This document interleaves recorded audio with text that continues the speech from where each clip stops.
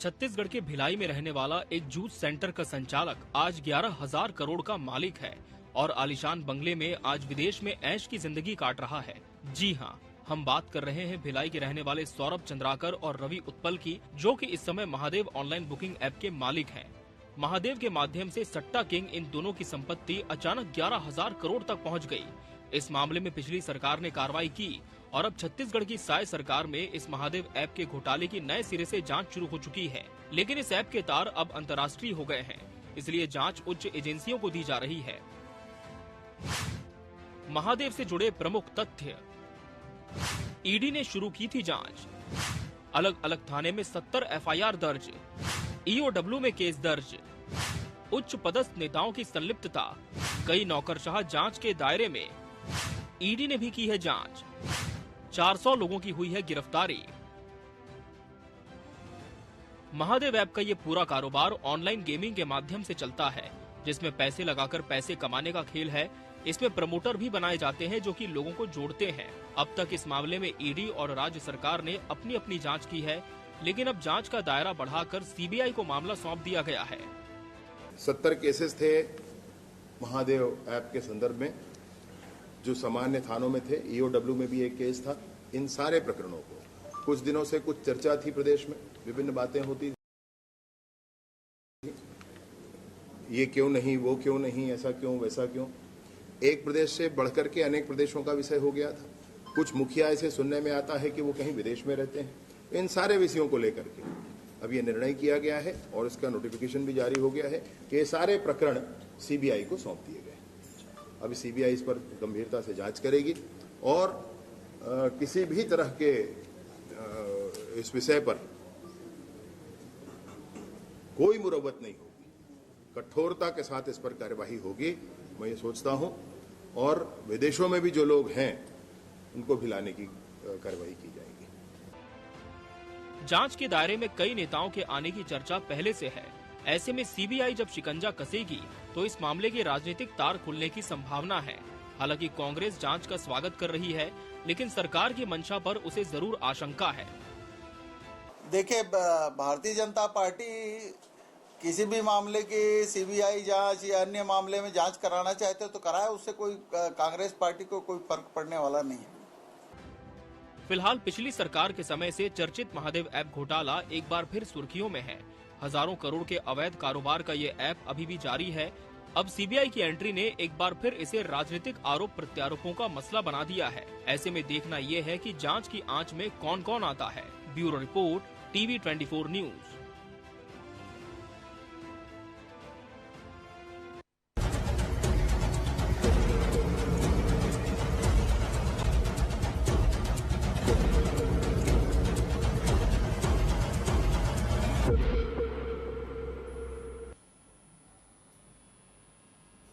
नमस्कार, मैं हूं मोहन तिवारी। आज के मुद्दे में आपका स्वागत है और आज का मुद्दा हमारा आधारित है छत्तीसगढ़ से शुरू हुए एक ऐसे कारोबार की जिसने आज देश के प्रमुख अमीर लोगों में इस कारोबार के संचालकों को शुमार कर दिया है। जी हां, हम बात कर रहे हैं महादेव ऐप की, जो कि शुरू हुआ छत्तीसगढ़ से और अब इसकी धमक सुनाई देती है दुबई तक। बताया तो ये भी जाता है कि जो इसके संचालक हैं वो 11,000 करोड़ तक का व्यापार कर चुके हैं और ये व्यापार आज भी जारी है। ये व्यापार अवैध है, इस पर कार्रवाइयां हो रही है, शिकंजा कसा जा रहा है, लेकिन महादेव ऐप है कि रुकने का नाम नहीं ले रहा। इसके जो दायरे का हिस्सा है वो पूरे देश तक और अब इंटरनेशनल भी हो गया। ऐसे में ये जांच जो कि छत्तीसगढ़ में केंद्रित थी वो अब सीबीआई के द्वारा की जाएगी तो इसके क्या असर होंगे, इसके क्या राजनीतिक मायने हैं और इस फैसले के बाद किस तरीके की स्थितियां छत्तीसगढ़ में बन रही हैं, इसी पर आज हम चर्चा करेंगे। मिल लेते हैं उन मेहमानों से जो इस चर्चा में हमारे साथ हैं।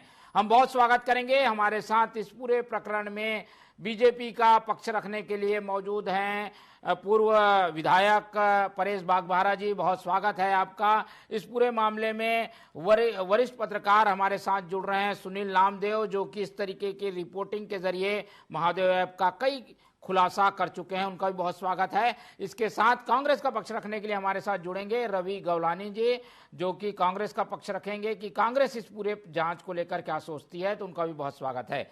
तो लगातार हमारे साथ मौजूद है मेहमान पैनलिस्ट, और जैसे कि हमने रिपोर्ट के जरिए भी बताने की कोशिश की कि महादेव ऐप एक तरीके से अवैध कारोबार का ऐप था जिस पर शिकंजा कसा गया पहले राज्य में, और अब एंट्री हो गई है सीबीआई की।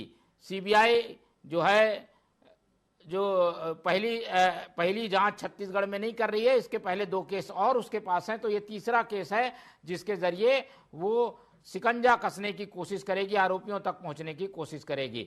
एक एक करके प्रतिक्रियाओं का दौर शुरू करते हैं और पहले सबसे चलते हैं सुनील नामदेव, जिससे समझते हैं कि ये आखिर घोटाला किस तरीके का है, आम लोग इस पूरे घोटाले को समझे कैसे, और क्यों सीबीआई को जब ये जांच दी गई है तो इसमें ज्यादा तथ्य और ज्यादा गहनता से जांच हो सकती है। सुनील जी देखिए, ये पूरा जो मामला है ये एक ऐप के जरिए अंजाम दिया गया। ये सभी लोग जानते हैं कि ऐप किस तरह काम करते हैं। सिर्फ महादेव ऐप ही नहीं, इस तरह के इंटरनेट पे कई तरह के ऐप्स हैं, लेकिन उसमें और उन ऐप में और महादेव ऐप में एक अंतर भी समझना होगा कि क्यों आखिर यहाँ पर सीबीआई को मामला गया। देखिए, जो कई ऐप है उनको ट्रांसपेरेंट है, वो सरकार को टैक्स भी देते हैं और जो भी कारोबार कर रहे हैं वो कहीं कहीं पर वायलेशन है आर्थिक नीतियों का। दूसरा वायलेशन है इसमें कि जो स्टेट की जो प्रिवेंशन एक्ट बने हैं, जुआ सट्टा एक्ट, वो किस तरह प्रभावित करते हैं। तो इसमें राज्य सरकार खुली कार्रवाई कर सकती है, ये ऑप्शन है राज्य सरकार के पास, जैसा कि छत्तीसगढ़ में हुआ। छत्तीसगढ़ में सबसे पहले जब ये महादेव ऐप का उजागर हुआ तो जुआ एक्ट में कार्रवाई की गई। जो छत्तीसगढ़ पुलिस थी, पूर्व मुख्यमंत्री भूपेश बघेल की सरकार थी, कांग्रेस की सरकार थी, सरकार ने कदम तो उठाया, लेकिन क्या कदम उठाया सरकार ने? उसको प्रिवेंशन करने के बजाय उसको संरक्षण प्रदान करने लगी सरकार। संरक्षण कैसे प्रदान करने लगी? 400 लोगों कह रहे हैं कि एफआईआर दर्ज की गई और पहली कार्रवाई की सरकार ने, बेशक की, लेकिन किस धाराओं के तहत एफआईआर दर्ज किया आपने? नॉर्मल जुआ सट्टा है, जबकि आपको पता है कि ये सुनियोजित रूप से संचालित हो रहा है, देश से बाहर संचालित हो रहा है, मनी लॉन्ड्रिंग हो रही है, देश से पैसा चोरी छिपे विदेशों में भेजा जा रहा है, टैक्स जमा नहीं कर रहे हैं। इसमें बैंकिंग सर्विसेज भी दायरे में है जांच के कि आखिर बैंक डिजिटल ट्रांजैक्शन कैसे कर रहे थे करोड़ों का, वो भी बचत खातों के जरिए। रिक्शे वाले, टांगे वाले, मजदूर, उनके नाम पे बैंक अकाउंट है और वहां से करोड़ों रुपए ट्रांसफर हो रहे हैं और क्या सरकार को नहीं पता या राज्य सरकार को नहीं पता? तो इस जो सरकार की आंखों से छिपा के करोड़ों रुपए विदेश भेजे गए। दूसरा सबसे बड़ा क्राइम है कि जो बड़े अधिकारी थे जिनके ऊपर इस तरह के कार्रवाई करने की उम्मीद जाहिर की जाती है, जिनको वैधानिक अधिकार है, वो चुप्पी साधे रहे राज्य सरकार के अधिकारी, बल्कि चुप्पी नहीं साधे रहे। ईडी ने ऐसे आईपीएस अधिकारियों की सूची ईओडब्ल्यू को भेजी है जिनको हर माह सट्टा चलाने के एवज में, उनको प्रोटेक्शन देने के एवज में लाखों रुपए मिल रहे थे।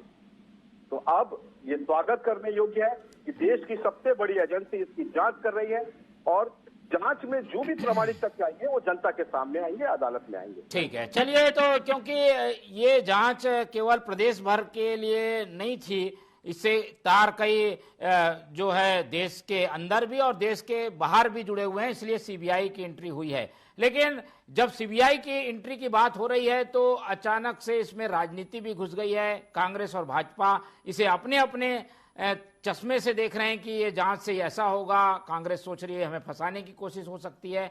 एक एक करके प्रतिक्रिया लेते हैं। पहले चलते हैं हम परेश बागबाहरा जी के पास। बागबाहरा जी, ये जांच तो पिछली सरकार ने शुरू की थी, उनको लगा कि इस मामले में गड़बड़ी है, जांच शुरू की। अब आप लोग सीबीआई को जांच दे रहे हैं, क्या सीबीआई सही तरीके से बिना राजनीतिक विद्वेष के जांच कर पाएगी? क्या इस पे सवाल उठते हैं कई बार, आप लोग ऐसा भरोसा दिलाएंगे क्या? देखिए, जैसा कि अभी आदरणीय नामदेव जी भी बोल रहे थे कि जो यहाँ पर पुलिस थानों में जो एफआईआर लार्ज किया गया था, आदरणीय भूपेश बघेल जी जब यहाँ पर मुख्यमंत्री थे, उस समय वो नॉर्मल धाराओं में जिसमें कि सट्टा जुआ के जो मामले होते हैं, उस प्रकार से उस धारा के अंतर्गत दिखाने के लिए ये जांच और पुलिस केस बनाए गए थे ताकि लोगों की आई वॉशिंग किया जा सके। जबकि वास्तव में जैसे कि नामदेव जी ने भी बताया कि जो बड़े बड़े अधिकारी थे, बड़े बड़े नेता थे, जो सरकार में भी पदस्थ थे, उन लोग लगातार इन सब में संरक्षण दे रहे थे। जैसा कि उसमें जो 3 प्रमुख जो पार्टनर हैं, सौरभ चंद्राकर है, उपल है और शुभम सोनी है। शुभम सोनी ने बकायदा वीडियो जारी करके और स्टेटमेंट दिया वहां दुबई में कि उन्होंने 508 करोड़ रुपया जो है उस समय कांग्रेस सरकार के मुखिया को या कांग्रेस सरकार को दिया था, और इस तरीके से उनको संरक्षण प्राप्त था। जो बीच बीच में पुलिस टाइट करने की कोशिश करती थी, वो इसलिए करती थी ताकि उनको जितना पैसा चाहिए, जब उनको नहीं मिलता था और पैसा देने के लिए जबरदस्ती इनको तंग करते थे। ये जो पूरा मामला जो इसमें चला है आपके इस घोटाले में, वो मुख्य रूप से एक ऐसा सिंडिकेट, ये महादेव ऐप के थ्रू था, जो अवैध सट्टेबाजी वेबसाइटों को एवं उपयोगकर्ता आईडी बनाने वाले और बेनामी खातों के माध्यम से मनी लॉन्ड्रिंग के लिए ये ऑनलाइन प्लेटफॉर्म की व्यवस्था करता था। इस प्रकार से ये जो महादेव सट्टा ऐप यहां पर चला करता था। ईओडब्ल्यू ने भी इसकी जांच की, ईडी ने भी जांच की। नहीं बागबाहरा जी, लेकिन ये सब बात कह रहे हैं, लेकिन ऐप तो चल ही रहा है, आप लोग उसको रोक तो नहीं पा रहे हैं। वो बाहर चले गए, उनको भी रोक नहीं पाए, ऐप भी चल रहा है, उनको भी रोक नहीं पाए। ऐसे में क्या जांच करेगी सीबीआई? यहाँ आदमी है नहीं, ऐप बाहर से चल रहा है, ऐप चलता रहेगा, तो हाथ में क्या आएगा हमारे? देखिए, सीबीआई जब एंट्री की है तो निश्चित रूप से इंटरपोल भी जो है, जो इंटरनेशनल सारे क्राइम को पकड़ती है, उसके साथ उनकी एक अंडरस्टैंडिंग होती है। आप ये निश्चित मान के चलो कि ये जो कि वो खुलेआम जो है पूरे छत्तीसगढ़ को लूट सके। यहाँ पर हजारों लाखों जो यहाँ पर लोग हैं छत्तीसगढ़ के, वो गरीब हुए इस सट्टे को लगा लगा करके। बहुत सारे युवकों का जो भविष्य है वो अंधकारमय हो गया। जो यहाँ पर जो आईडी उनको दिया जाता था, उसके माध्यम से जो और लोगों को वो फंसाते थे जाल में। उस तरीके से जो यहाँ पर भ्रष्टाचार का जो पूरा एक दायरा फैला हुआ था, उस चीज को तोड़ने के लिए पहले ईओडब्ल्यू आई और उसने धारा 420 में, 467 में, 468 में, 471 में, 201 में और 120 में इस एफआईआर को रजिस्टर किया, जो नॉर्मल धाराओं में पुलिस थानों में रजिस्टर था। अब इसको सीबीआई को दिया गया। ये पूरी तरीके से इस नेक्सस को, कमर को तोड़ देगी और सारे लोगों को गिरफ्तार, जो विदेश में भी है उसको भी गिरफ्तार करके लाएगी। इस प्रकार की बात आदरणीय उप मुख्यमंत्री श्री विजय शर्मा जी ने अपने प्रेस कॉन्फ्रेंस में ही बोला। पहले उन्हें आरोपी घोषित करना होगा, उसके बाद आगे कदम बढ़ाया जाएगा। कांग्रेस का क्या रुख है? कांग्रेस इस मामले में जांच शुरू करने वाली पार्टी रही है जब उनकी सरकार थी। रवि जी, क्या कुछ डर भी सता रहा है क्या कांग्रेस को? सीबीआई, एक बार जब भी सीबीआई का नाम आता है तो लगता है कुछ ना कुछ राजनीतिक तार हैं इसके। देखिए मोहन जी, बहुत सारी बातें आपने कही, मैं नामदेव जी को भी सुन रहा था, पूर्व विधायक भाजपा के हैं उनको भी सुन रहा था। देखिए, हर व्यक्ति ने हर बात कह दी। अभी विधायक महोदय जी कह रहे थे, पूर्व विधायक महोदय जी, कि ईडी भी जांच की है, ईओडब्ल्यू भी जांच की है। सबसे बड़ा प्रश्नवाचक चिन्ह यहाँ ये खड़ा होता है कि क्या भारतीय जनता पार्टी को ईडी की जांच पे भरोसा नहीं है? क्या भारतीय जनता पार्टी को आर्थिक अपराध जो ईओडब्ल्यू विंग है उसके ऊपर भरोसा नहीं है? पिछले, मैं समझ रहा हूं 15 महीने से ऊपर में सिर्फ जांच हो रही है और ये कह रहे हैं कि हमारे पास पुख्ता सबूत है, वीडियो आ गया, वीडियो के बारे में पता नहीं कितने बीजेपी के लोगों ने क्या क्या कहा। लेकिन हर जांच एजेंसी का एक दायरा रहता है। ईडी ने जो जांच की वो ईओडब्ल्यू को दी, ईओडब्ल्यू अब मोहन जी, एक एजेंसी की जांच के बाद दूसरी एजेंसी की जांच के बाद तीसरी एजेंसी, कुछ नहीं निकलने वाला है। ये इतनी सारी बातें कर रहे हैं। मैं पूछना चाह रहा हूं, जो आपने भी अभी एक अच्छी बात कही कि आप मुझे यह बता दीजिए कि अभी भी महादेव सट्टा ऐप चल क्यों रहा है, जब 11,000 करोड़ से ज्यादा व्यापार हो चुका है। यह जानकारी है, तो इसकी जानकारी नहीं है कि उनको वो लोग कहां पर हैं और कैसे लाए जाएंगे। भारतीय जनता पार्टी राजनीति कर रही है। भारतीय जनता पार्टी एक डराने का काम कर रही है कि देखिए हम एक एजेंसी से जांच कर रहे हैं, फिर दूसरी एजेंसी से जांच करेंगे। पहली एफआईआर कांग्रेस पार्टी ने आऊंगा सुनील जी, आपके पास आऊंगा, इनकी बात हमने करी। मैं इतना कहना चाहता हूं कि अगर सही मायने में इनके पास सबूत है, सही मायने में इनको लगता है कि कुछ लोग हैं जो विदेश भी चले गए हैं और गलत तरीके से काम कर रहे हैं, पकड़ के लाइए ना। रोक कौन रहा है? सिर्फ बातें हो रही है मोहन जी कि हम ये कर देंगे, हम वो कर देंगे, और उसमें कांग्रेस को बदनाम करना। मोहन जी, सिर्फ भारतीय जनता पार्टी ने बदनाम करके यहां पर वोट हासिल किए हैं, इमेज को डैमेज करके वोट हासिल किए। आज चुनाव हो जाएंगे ना तो 25 सीट के अंदर बीजेपी सिमट रही है। ठीक है, चलिए, ये है कांग्रेस का रुख। अब चलते हैं सुनील नामदेव जी के पास और उनसे समझने की कोशिश करते हैं कि क्या इसमें कोई राजनीतिक कनेक्शन भी है क्या। कांग्रेस बार बार ये कहती है कि भाई यहां कुछ नहीं मिल रहा है तो उस एजेंसी को दे दिए, उस एजेंसी से कुछ नहीं मिला तो उस एजेंसी को दे दिए। ये क्या चल रहा है? गेंद पासिंग गेम चल रहा है क्या? साधारण सी चीज है, समझना होगा।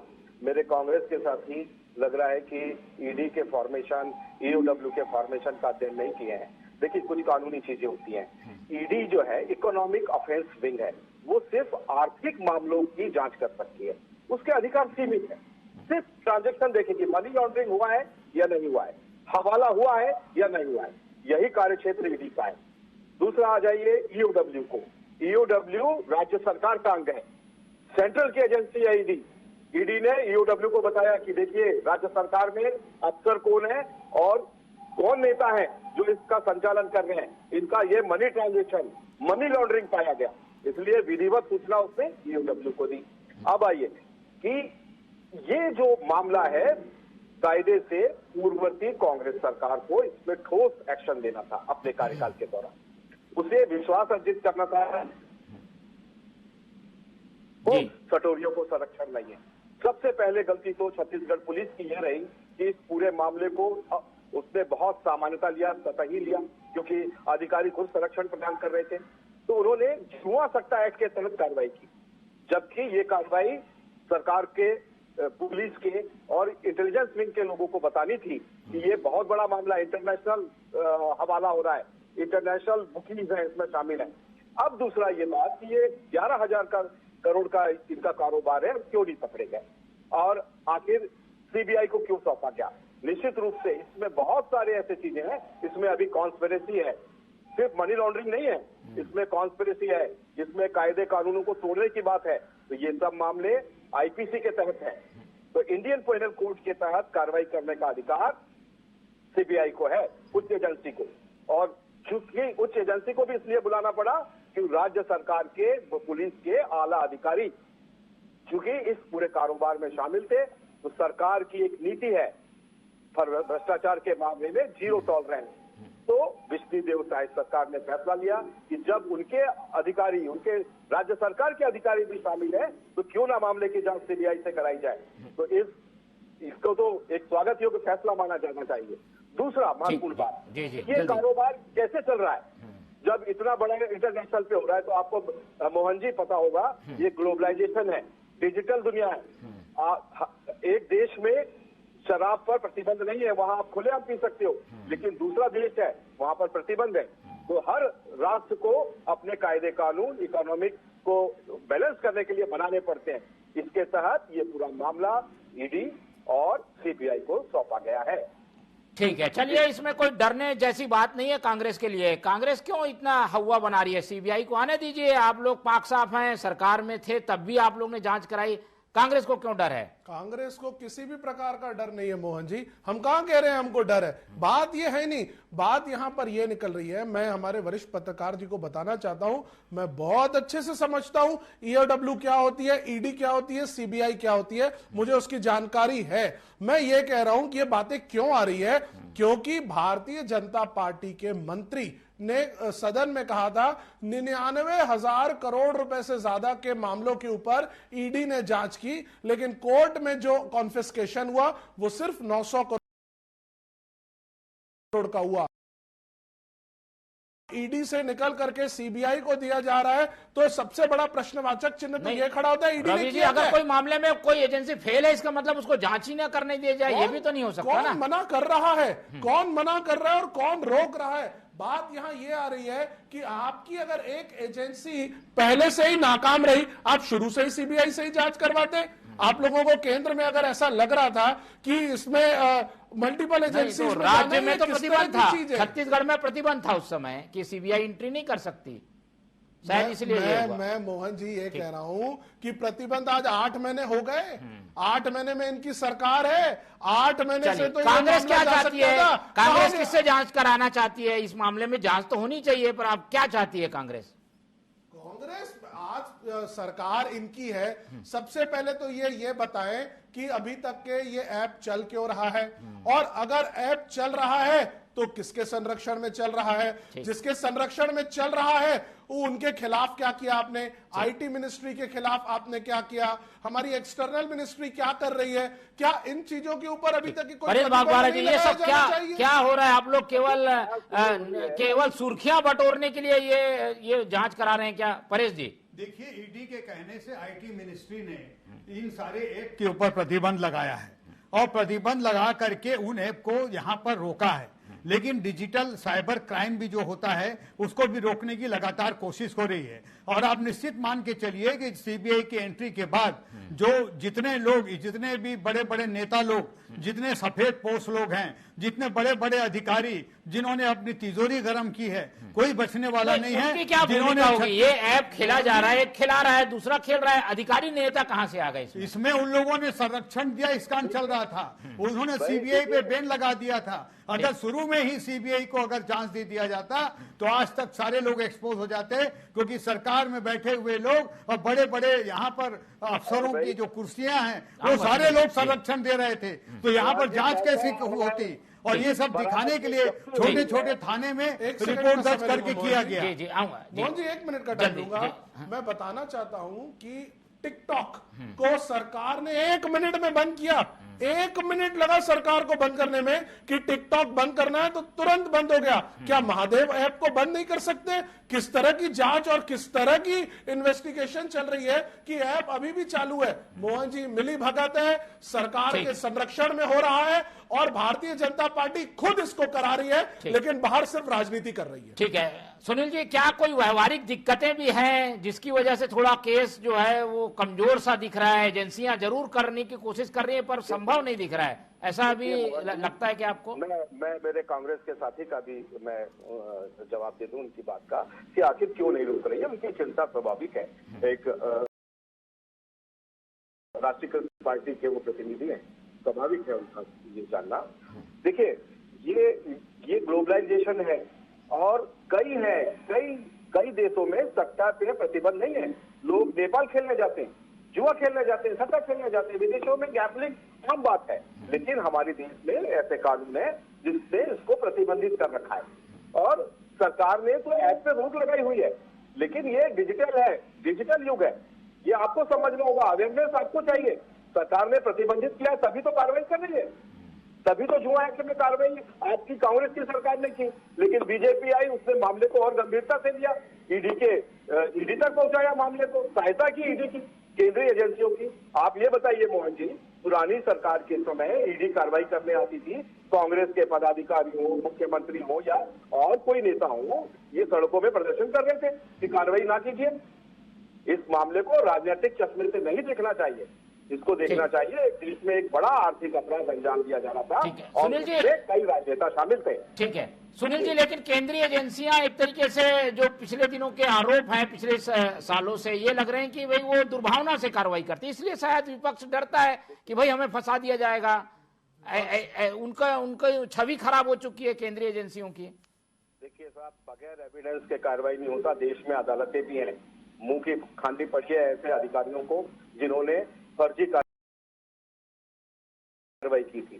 तो निश्चित रूप से कायदे कानून है, लेकिन अगर ये कंस्ट्रक्शन बना लिया जाए कि कोई एजेंसी का ट्रैक रिकॉर्ड ठीक नहीं है या उसका सक्सेस रेट कम है, तो क्या उसको वंचित कर दोगे? वो एजेंसी कानूनन देश में कार्य कर रही है और हम सब नागरिकों का भी कर्तव्य है, पत्रकारों से लेकर सरकारी अधिकारियों का, कि केंद्र में सरकार कोई भी हो, लेकिन जब घोटाले और ऐसे गंभीर मामले हैं भ्रष्टाचार के, उसकी जांच निष्पक्ष रूप से की जानी चाहिए। ये कार्य कांग्रेस को सत्ता गंवाने से पहले करना था, वरना इसका इतना बड़ा रेफरकेशन नहीं होता।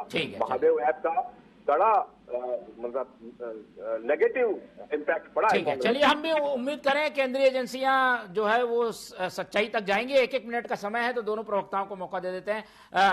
रवि जी, आखिरी क्या कहना है? कांग्रेस पर अभी सीधा कोई आरोप नहीं है, फिर भी कांग्रेस इतनी रक्षात्मक क्यों है इस पूरे मामले में? मोहन जी, पहली बात मैं फिर से रिपीट करूंगा कि कांग्रेस को कोई डर नहीं है, जिससे जांच करानी है करा ले, पहली बात। दूसरी बात मैं ये कहना चाहूंगा कि अभी झारखंड के मुख्यमंत्री जी जब रिहा हुए, सोरेन जी, तो क्या विषय आया? हाईकोर्ट ने क्या बोला? सबूत ही नहीं है, तथ्य ही नहीं है, केस बनता ही नहीं है। मनीष सिसोदिया के समय में हाईकोर्ट ने क्या कहा कि आज 1.5 साल से उनको बिठा करके रखा गया है, लेकिन किसी भी प्रकार के, मेरी बात सुनिए ना, बेल मिली कि कोई तथ्य नहीं है, कोई सबूत नहीं है। सेम विषय निकल करके आया मनीष सिसोदिया के लिए भी कि कोई भी प्रकार के तथ्य नहीं है। अगर इनके पास सबूत है, अगर इनके पास तथ्य है, तो सही मायने में क्यों नहीं लेकर के जा रहे हैं? मैं एक ही चीज कहूंगा मोहन जी, ईडी की कार्यवाही प्रश्नवाचक चिन्ह है, वो राजनीतिक द्वेषपूर्ण से हो रही है। कोई भी रियल मायने में एविडेंसेस निकलते ही नहीं है, सिर्फ राजनीतिक फायदा उठाती है भारतीय जनता पार्टी। किसी को राजनीतिक शिकार मत बनाइए बाघमारा जी, ये सबकी चिंता है। बिल्कुल नहीं, इसमें दूध का दूध पानी का पानी होने वाला है। और मुझे मालूम है ये बेल को ही समझते हैं कि हम जो है उससे मुक्त हो गए, हमारे ऊपर कोई क्राइम नहीं हुआ। जैसे नेशनल हेराल्ड में सोचते हैं कि सोनिया जी और राहुल जी अगर बेल में हैं तो उससे मुक्त हो गए। एक्चुअल में केस चल रहा है, उसके बाद हाई कोर्ट के बाद सुप्रीम कोर्ट भी है, और निश्चित रूप से सीबीआई बहुत अच्छे से कठोरता से अपना काम करेगी और किसी को बख्शा नहीं जाएगा। जिस प्रकार से कांग्रेस सरकार में ढुलमुल नीति थी और संरक्षण अपराधियों को दिया जा रहा था, ये विष्णु देवसाई जी की सरकार है, यहाँ किसी भी अपराधियों को संरक्षण नहीं दिया जाएगा। यहाँ पर छत्तीसगढ़ के गरीबों को, यहाँ के नौजवानों को लूट खसोट इस बात से तो सभी सहमत हैं, बिल्कुल सभी सहमत है कि आरोपी जो है वो पकड़ा जाना चाहिए। इसमें तो सहमति दिखाई है रवि जी। मैं हमारे विधायक महोदय को क्लियर कर देना चाहता हूं, सोरेन जी को हाई कोर्ट ने रिहा किया है।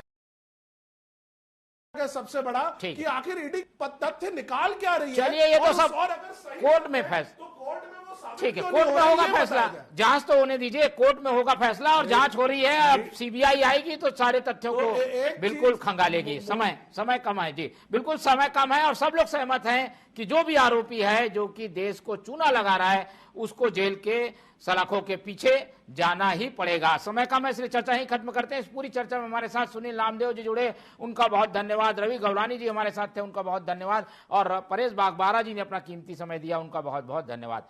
तो तीनों मेहमानों का धन्यवाद करते हुए आज की ये चर्चा यहीं खत्म करते हैं और आप लोग से रखते हैं उम्मीद कि आप लोग देखते रहेंगे TV24। रखिए अपना बहुत ख्याल। नमस्कार।